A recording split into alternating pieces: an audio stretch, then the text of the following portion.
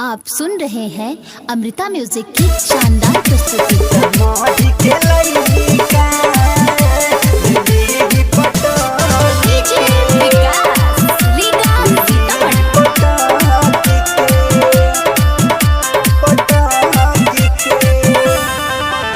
कमरी लचका के ढोली तू देखा के चलो तारू गाँव में साट के कमर लचका के ढोली तू देखा के चलो तारू गाँव में साट के सीतामढ़ी के लइका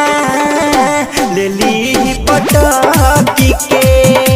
है मालदी के लइका ले ली छरप के। आप सुन रहे हैं अमृता म्यूजिक की शानदार प्रस्तुति।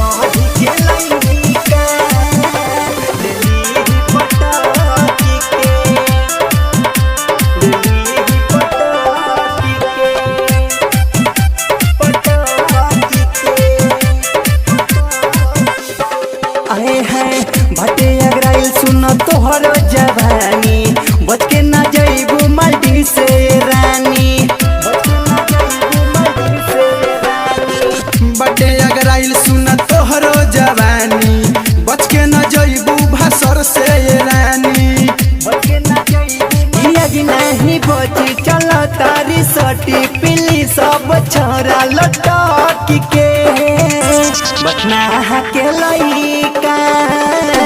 पिली पटक के सीतामढ़ी के लइका पिली पटक के। आप सुन रहे हैं अमृता म्यूजिक की शानदार प्रस्तुति।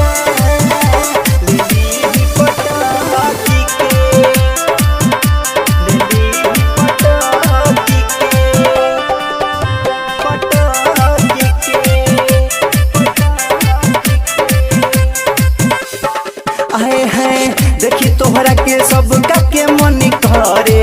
यादव राजेश गोपाल हप से मिलरे देखी तोहरा के सब के मन करे रंजित राजेश रोशन जिलरे अकेला अभ्य से सुनो ए पतर की ना जइबू तू कहीं जे बच के परोहा के लइका ले ली पटक के है खरावा के लइका ले ली पटक के कैसे की रंगदारे होला कमरी लचका के ढोली तू देखा के चलो तारू गाँव में साट के